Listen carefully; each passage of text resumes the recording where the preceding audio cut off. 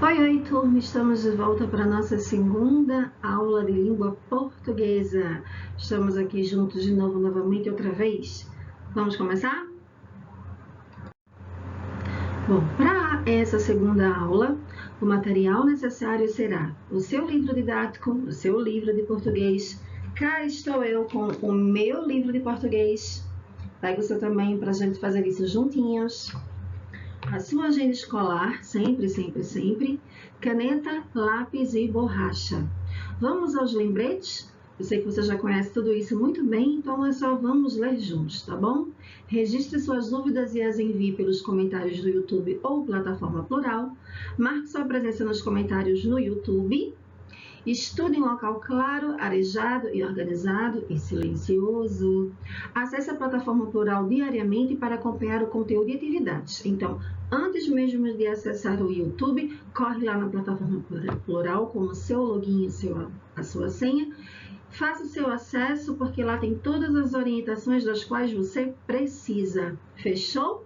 Fechou. Vamos lá. Roteiro de aula. Coloca aí na sua agenda a data de hoje e o roteiro, que é o que será trabalhado na nossa videoaula. Atividades no livro, páginas 75 a 78. Coloca a data de hoje, o nome da disciplina Língua Portuguesa e o que vai ser trabalhado. Atividades no livro, páginas 75 a 78. Anote em sua agenda, ok? Ok. Agenda. Hoje nós teremos uma atividade para ser realizada e corrigida posteriormente, ok? Então, você vai na data de hoje também, logo abaixo do seu roteiro de língua portuguesa, e escreve atividade para casa de língua portuguesa ou agenda de língua portuguesa, como você achar melhor e fica mais organizado para você e mais fácil para a sua compreensão. Atividades no livro, páginas 79 a 82, e pesquisa no caderno um pouco de Mário Sérgio Cortella.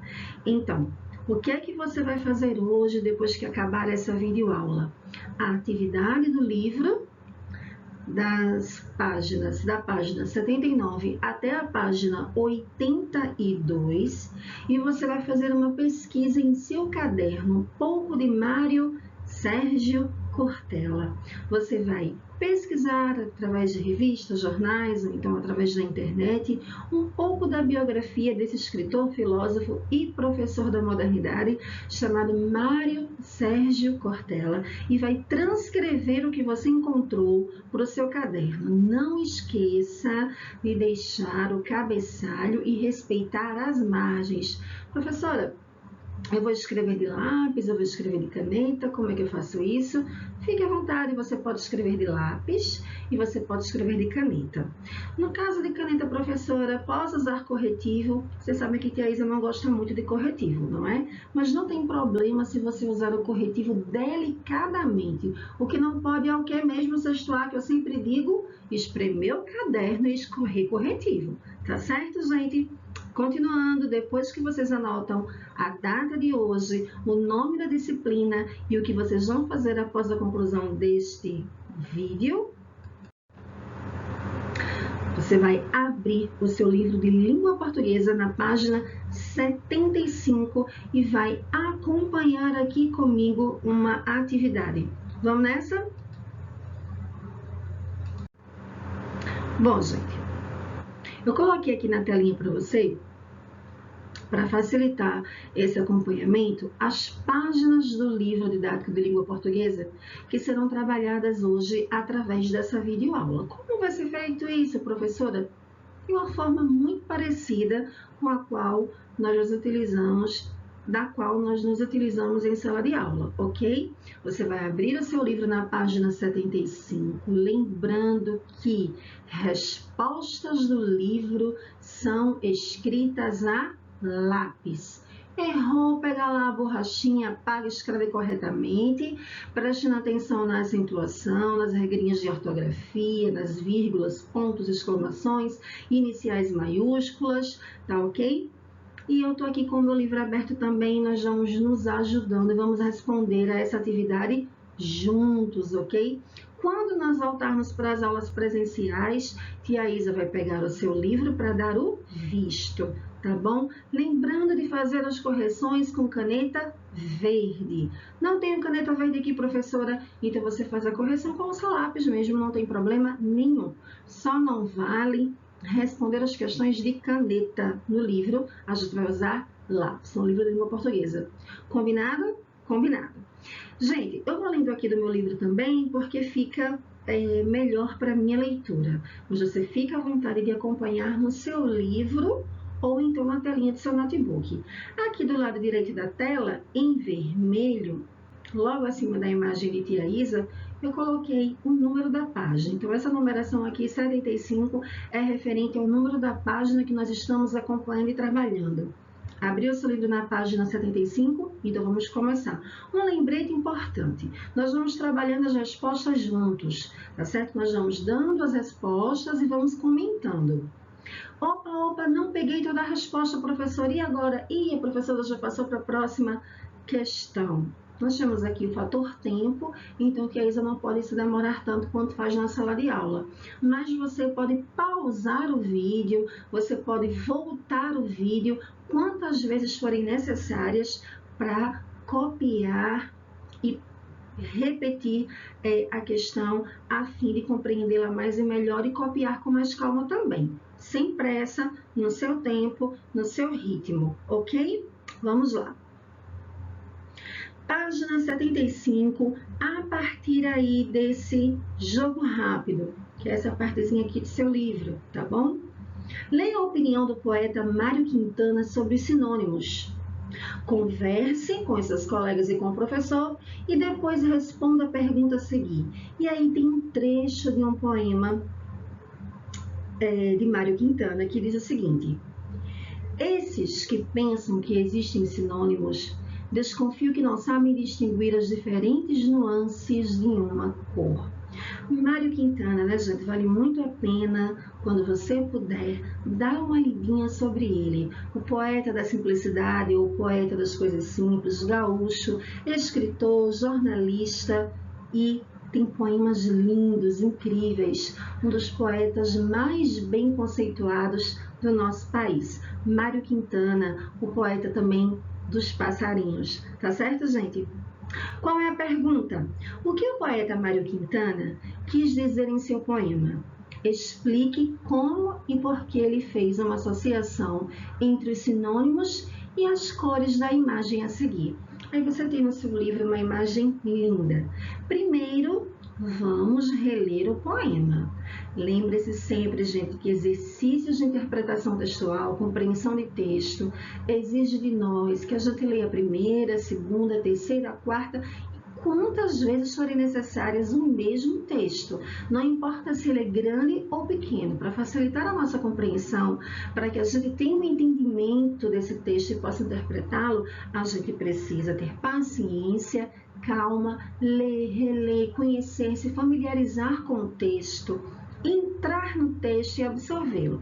Para isso, a gente precisa ler várias vezes esse texto, tá bom? Vamos ler mais uma vez o trecho desse poema? Esses que pensam que existem sinônimos, desconfio que não sabem distinguir as diferentes nuances de uma cor. E aí você vê como ilustração para esse poema uma figura belíssima, né? Onde nós temos o céu. De que cor? Azul, obviamente, não é? Nós vemos lá atrás as montanhas, os montes. Lá um pouco à frente dos montes nós vemos um pasto verdinho, a grama, né? Uma vegetação. E depois o azul do mar. Qual é a cor predominante nessa paisagem, nessa figura, nessa imagem? O azul. Todo o azul da imagem é um azul só? De forma alguma. Nós podemos ver diferenças no azul do mar, no azul do céu, no azul que aparece em cada esfera dessa imagem. Essas diferenças de tons, os sobretons, os subtons desse azul é o que nós chamamos de nuances. Azul é a cor, mas existem as variações, as tonalidades diferentes, que é o que nós chamamos de nuance. Vamos repetir a pergunta? O que o poeta Mário Quintana quis dizer em seu poema? Explique como e por que ele fez uma associação entre os sinônimos e as cores da imagem a seguir. O que ele diz, minha gente, basicamente é o seguinte, que ele não acredita que existam sinônimos com o mesmo significado, que os sinônimos são como as cores, que têm nuances, que têm tons, que têm variações, que os tons podem ser diferentes. Ele não acredita que as palavras têm um significado exatamente iguais, que é preciso estar atento às pequenas mudanças, às delicadas mudanças que as palavras nos trazem. Ok, como é que nós podemos responder isso? Escreva da seguinte forma, lembrando que você pode pausar e voltar a sua videoaula quantas vezes forem necessárias, ok?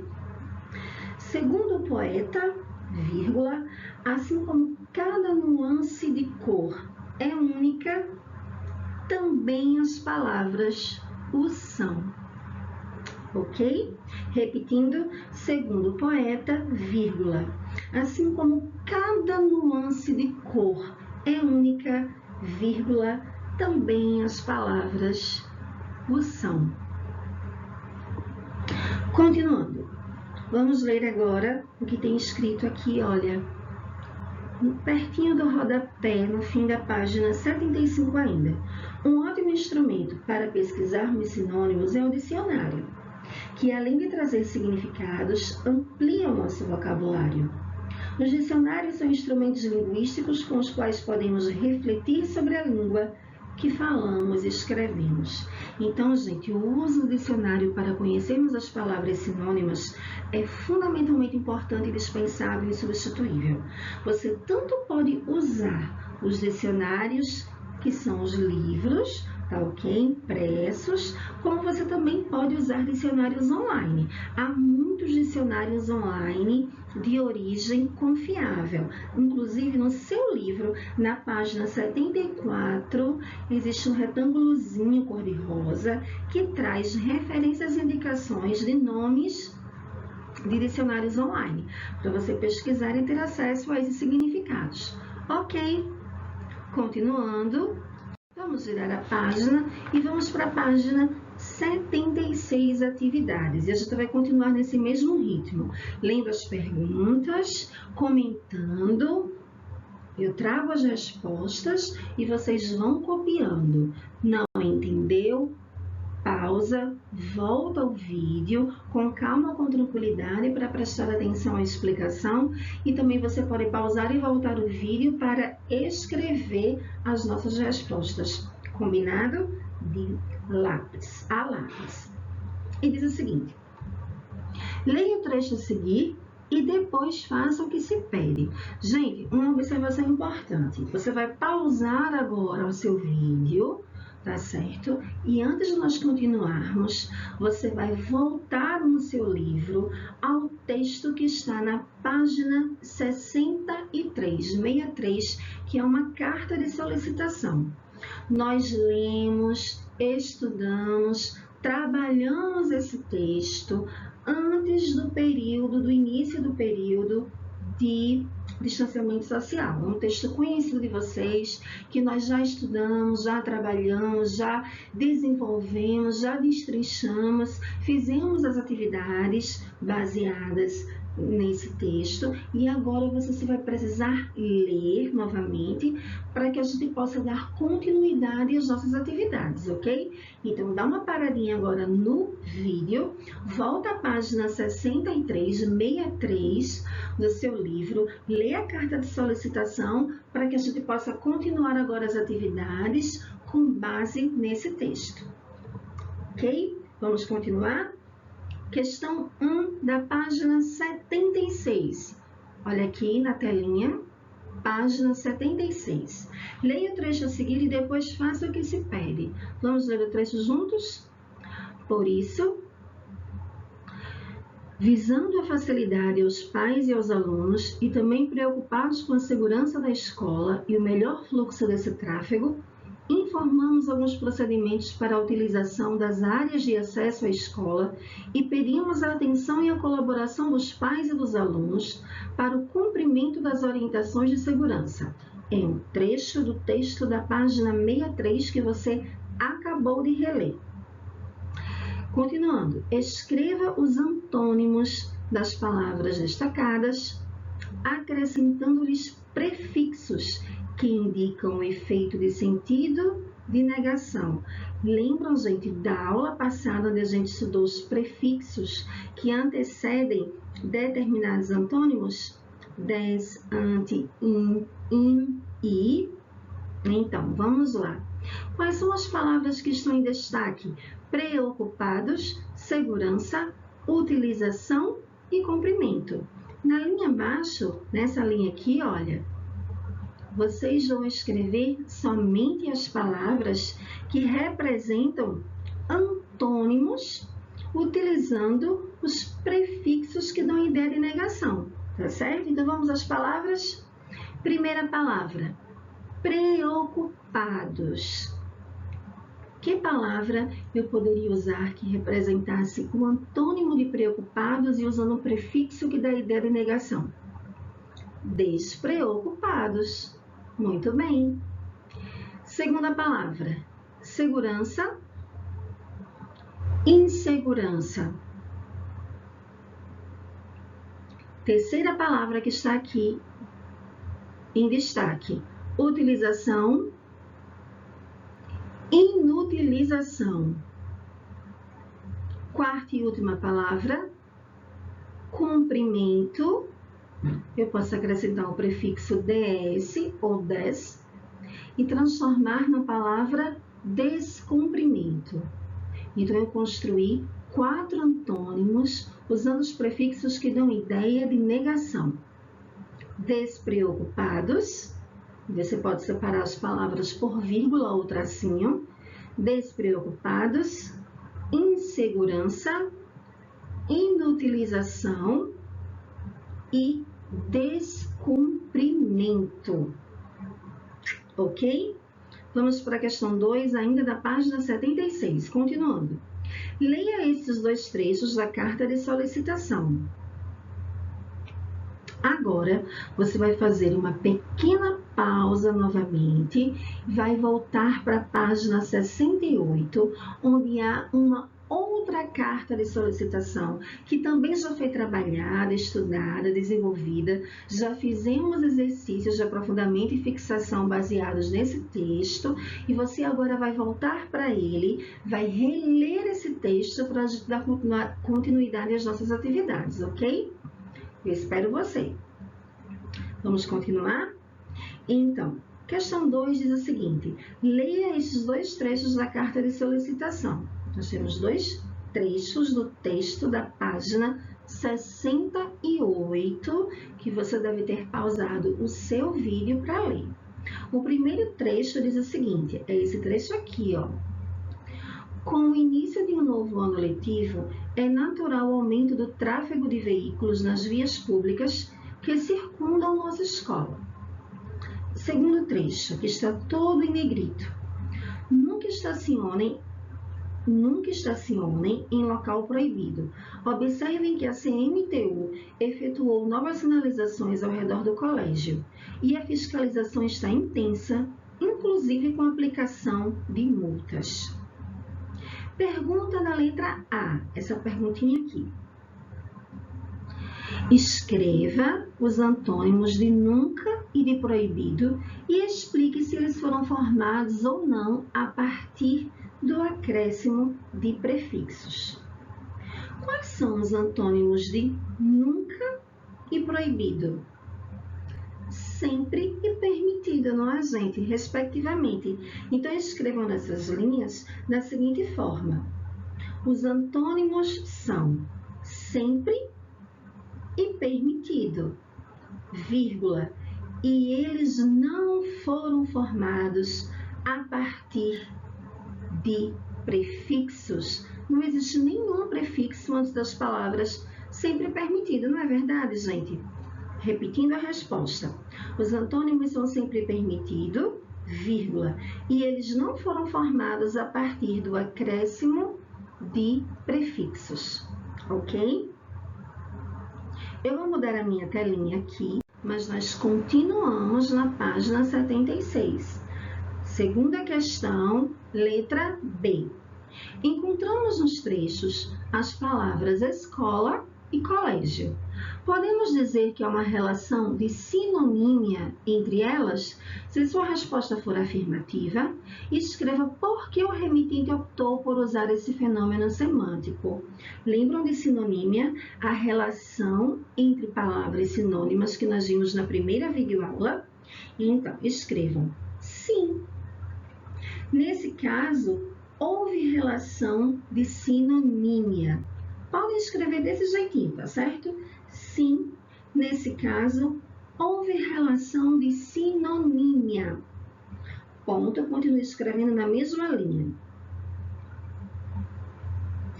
O remetente usou esse fenômeno semântico para evitar repetições.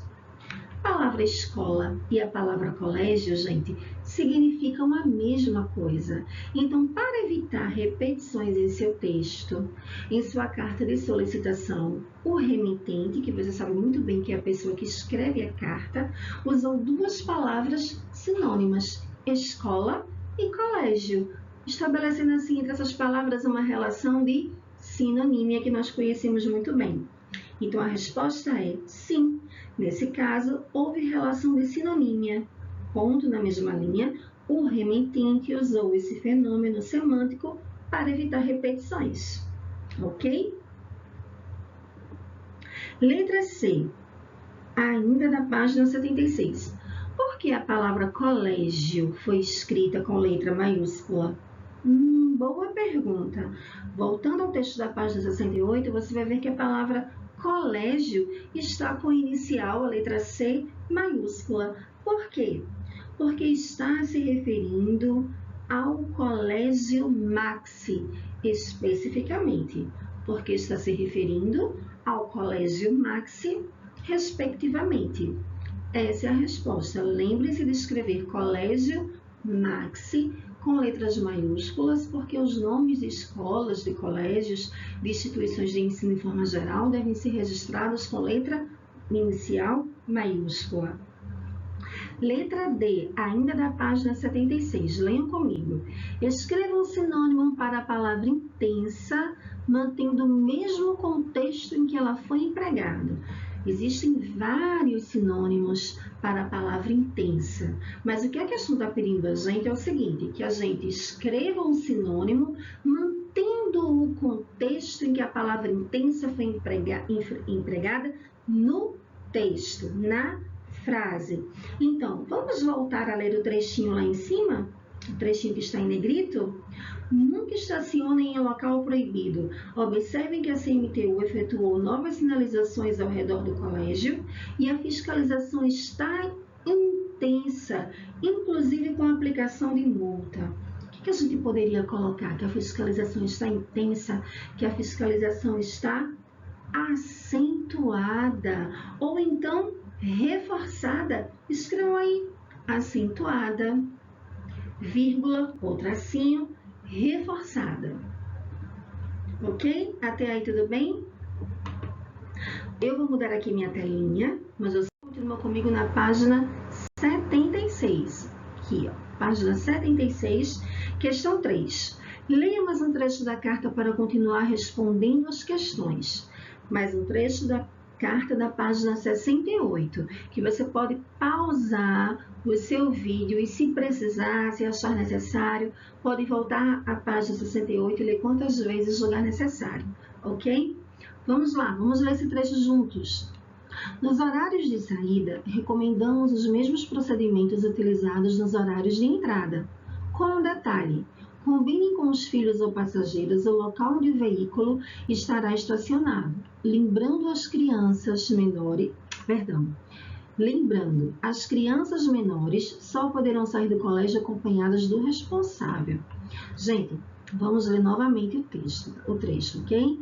Nos horários de saída, recomendamos os mesmos procedimentos utilizados nos horários de entrada, com um detalhe: combinem com os filhos ou passageiros o local onde o veículo estará estacionado. Lembrando, as crianças menores só poderão sair do colégio acompanhadas do responsável. Vamos às perguntas? Letra A. Procure nesse trecho um exemplo de antonímia que não utiliza prefixo negativo. Vamos procurar a relação entre duas palavras antônimas entre si, ou seja, antonímia, mas essas palavras não têm prefixos que deem ideia de negação. Descobriu? Isso mesmo, entrada e saída. Observe que são palavras que têm sentidos opostos, contrários entre si, mas que não têm prefixos que dão ideia de negação. Muito bem, escrevam aí então nessa nossa letra A, entrada e saída. Letra B. Escreva antônimos para as palavras acompanhadas e responsável, utilizando prefixos que indicam negação. Agora ela quer o seguinte, ela quer que você escreva duas palavras que sejam de sentido oposto, sentido contrário, ou seja, que sejam antônimas às palavras acompanhadas e responsável, mas que quer que vocês usem os prefixos. Acompanhadas. Que antônimo poderia dar a acompanhadas usando o prefixo de negação? Isso mesmo, desacompanhadas. Posso usar aí o prefixo des. Irresponsável. Qual é a palavra que eu posso usar para dar ideia contrária à palavra responsável usando um prefixo de negação? Muito bem, irresponsável. Então, a resposta da letra B será desacompanhadas e irresponsável. Tudo bem? Vamos virar a página e vamos para a página 77, letra C. Vamos ler juntos? Na frase combinem com os filhos ou passageiros, podemos dizer que as palavras filhos e passageiros são sinônimas? Explique sua resposta. Não são sinônimas. Por que não são sinônimas? Se eu estou no carro, estou levando alguém para a escola, provavelmente é o meu filho. Será que é assim mesmo? Não, outras pessoas além dos filhos podem ser os passageiros, não é verdade? Então escrevam assim: não são sinônimas, vírgula, pois outras pessoas, vírgula, além dos filhos, vírgula, podem ser os passageiros. Ponto. De repente, esses pais estão levando os filhos, mas de repente esses pais estão dando carona a um colega dos filhos, a um funcionário da escola. Não necessariamente os passageiros, as pessoas que estão indo no carro, são os filhos, né, gente? A gente precisa explorar todas as possibilidades do texto que ele traz para a gente.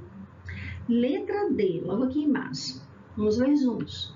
Na frase, as crianças menores só poderão sair do colégio acompanhadas do responsável, podemos trocar a palavra crianças por guris ou pivetes? Com base nos conceitos sobre os sinônimos que você estudou, justifique sua resposta de forma detalhada.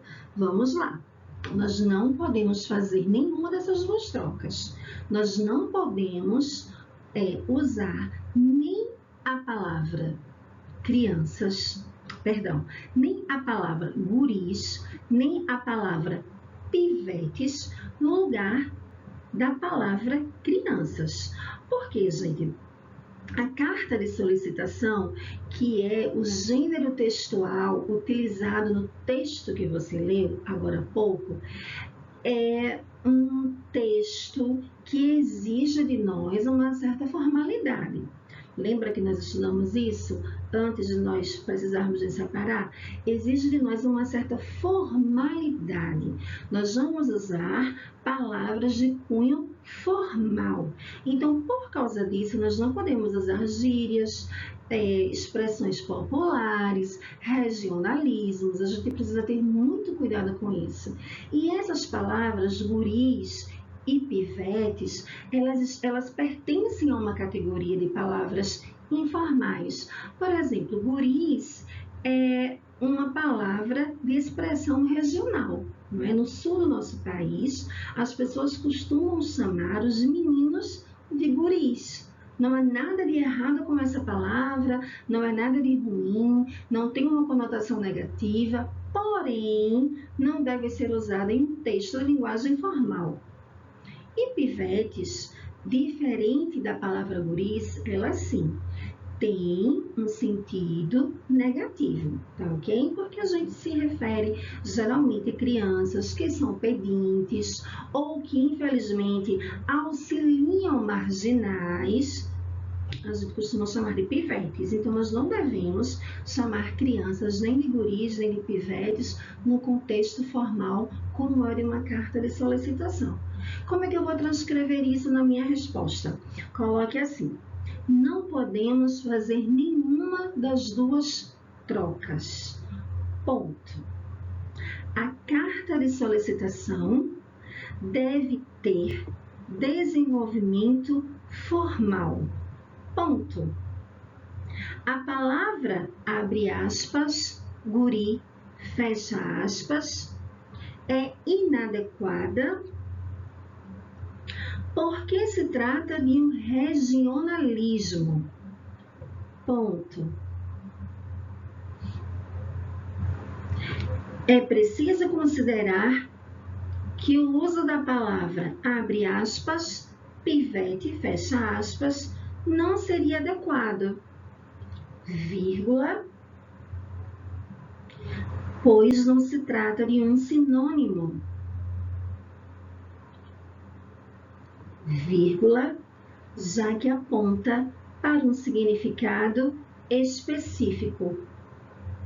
Tracinho, criança que rouba ou mendiga, que vive na rua e ajuda ladrões. Ponto. Volta seu vídeo quantas vezes for necessário para buscar a resposta completinha e colocar aí depois que a gente comentar. É importante não só copiar, tá certo, gente? Presta atenção, observa. Se tiver dúvidas, anota para mandar para mim. Depois copia, tá bom? Primeiro a gente compreende, entende, depois a gente copia. Vamos continuar? Eu vou passar a tela, mas vocês continuam comigo na página 77. Questão 4. Leia esse trecho. Aqui, olha, a página 77, tá vendo? Esse dispositivo é projetado para reduzir o risco ao usuário em caso de colisão ou de desaceleração repentina do veículo. Letra A. Escreva 2 sinônimos para a palavra reduzir de acordo com o contexto, de acordo com o que tem na frase. Quais palavras eu poderia substituir por reduzir nessa frase? Esse dispositivo é projetado para reduzir o risco ou diminuir o risco, amenizar o risco, seriam 2 palavras. Então, letra A, diminuir, vírgula, amenizar. Letra B, qual é o antônimo de desaceleração? Qual é o antônimo de desaceleração? Uma palavra que dê sentido contrário à desaceleração. Aceleração, simples assim, não é? Letra C. As palavras imprevisível e inesperada atuam como sinônimos de qual palavra presente nesse trecho? Imprevisível, inesperada, atuam como sinônimos, têm o mesmo significado de qual palavra presente nesse trecho? Isso mesmo, repentina. A palavra é repentina, na letra C. Na letra D, escreva os antônimos das palavras imprevisível e inesperada, indicando quais prefixos foram eliminados e o que eles indicam. Então, nós vamos fazer da seguinte forma. Nós vamos escrever os antônimos de cada uma dessas palavras, imprevisível, inesperada. Vamos dizer quais foram os prefixos que foram cortados, eliminados para a gente escrever e o que eles indicam, tá certo? Se você quiser, para ficar mais organizado, você vai escrever cada resposta em uma linha. Então, na primeira linha, nós temos 2 linhas, não é? Nessa questão. Na primeira linha, você escreve a palavra imprevisível. Tracinho, ao lado você escreve previsível.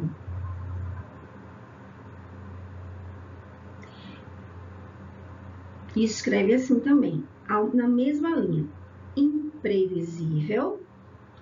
Ao lado você coloca tracinho, previsível. Tracinho novamente e coloca, perdeu o prefixo in ou im. Na linha de baixo, para ficar mais organizado, você escreve inesperada, tracinho. Qual é o antônimo da palavra inesperada, gente? Esperada. Tracinho. Qual foi o prefixo que eu tirei para transformar a palavra inesperada em esperada? In. Muito bem. Então, fica na segunda linha. Inesperada, tracinho, esperada. Tracinho, perdeu o prefixo in. Ok? Vire a sua página e vamos juntos. Vamos agora à quinta questão. Leia comigo. Na segunda carta de solicitação que você leu nesta unidade, há algumas informações em vermelho bem no centro da página. Vamos relembrá-las. Então, na segunda carta de solicitação desta unidade, que eu pedi para que você relesse, no centro do texto existem algumas informações em vermelho. Lembra disso? Então, vamos ler esse texto, esse trecho que está em vermelho na carta de solicitação. Rampa do Maxi Júnior. Aqui, me acompanha, tá, gente? Rampa do Maxi Júnior. Avenida Duque de Caxias deve ser utilizada exclusivamente para embarque e desembarque, conforme o Código Nacional de Trânsito, artigo 47. A parada deve restringir-se ao tempo indispensável para embarque ou desembarque de passageiros. Não é permitido parar ou estacionar. Então, a gente tem uma observação na nossa carta de solicitação que indica o seguinte, que existe uma rampa nessa escola que não é permitido parar ou estacionar nesta rampa, que ela só está ali para embarque e desembarque de passageiros, ou seja, um movimento, um processo rápido de deixar alguém ou buscar alguém. Para isso, a rampa está ali, ok? Continuando aqui, a seguir, observe os significados dos verbos parar e estacionar, de acordo com o dicionário Caldas ao Leite Digital, que é um dicionário online, tá bom? A gente vai ler os significados das palavras parar e estacionar. Vamos lá? Parar. Não deixar continuar ou não continuar. Movimento, ação, atividade, etc. Deter-se, interromper-se, permanecer, ficar, não ir além de, chegar ao fim, acabar. Muito bem. Leia comigo agora o significado da palavra estacionar segundo o dicionário. Fazer ficar ou ficar parado, no caso do veículo, em determinado lugar por um certo tempo. Manobrar veículo, carrinho, etc., para estacioná-lo em certo lugar, em uma vaga, etc. Deter-se, manter-se em certo lugar. Impedir ou deixar de evoluir ou de crescer, se espalhar, estabilizar-se. Vamos à pergunta? Pensando nos significados dessas duas palavras, podemos afirmar que ocorreu relação de sinonímia entre elas, ou seja, existem aí duas palavras sinônimas com sentido igual ou parecido?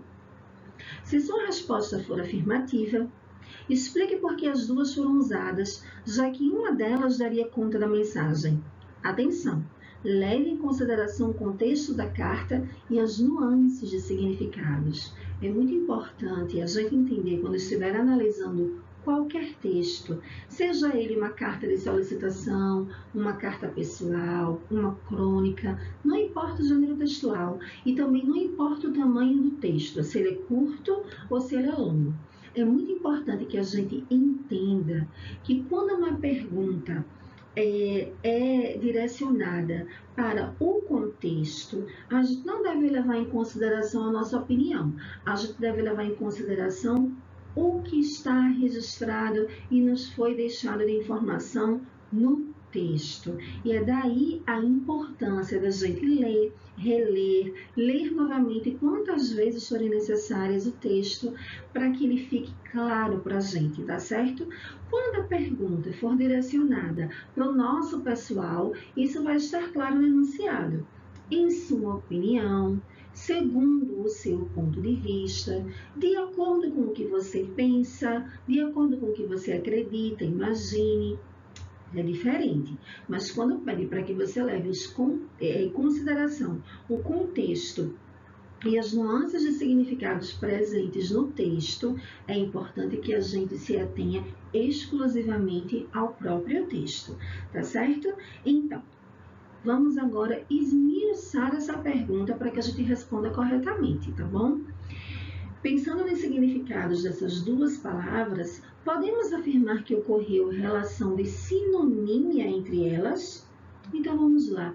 Essas duas palavras, parar e estacionar, que você leu aqui o significado e que pode pausar o vídeo e ler novamente, se for necessário.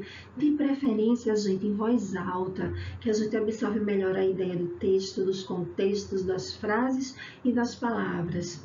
Essas duas palavras, elas estabelecem entre si uma relação de sinonímia? De certa forma, sim, porque as duas, segundo o dicionário, têm o sentido de permanecer. Então, de certa forma, existe uma relação de sinonímia entre elas. Existe aí um significado parecido ou igual, segundo o dicionário. Não é verdade? Mas nós temos que levar em consideração o contexto. Não é verdade? Não foi isso que a gente acabou de falar? Então, prestem atenção. No entanto, se levarmos em consideração o contexto, a palavra estacionar transmite um efeito de sentido de uma ação mais prolongada do que parar. Não é verdade? Então, quando se trata do contexto, ou seja, de subir e descer a rampa do Colégio Maxi Júnior, estacionar e parar têm sentidos um pouco diferentes. Estacionar dá a ideia de que a pessoa vai subir a rampa, parar o carro, desligar a chave e ficar ali por um tempo longo, o que não é permitido. Agora, não é proibido que a pessoa, que o motorista, o condutor do carro, suba, pare sem desligar o carro, o passageiro desça ou suba no carro, já que é uma situação de embarque ou desembarque, e saia ou entre da escola. Parar, nesse caso, é permanecer também, mas por muito pouco tempo. Percebe a diferença? Então, como pode ser, professora, a minha resposta, se essas palavras estabelecem sim uma relação de sinonímia de acordo com o dicionário, mas de acordo com o contexto, elas trazem ideias diferentes. Você pode escrever da seguinte forma: superficialmente, vírgula, sim, ponto na mesma linha.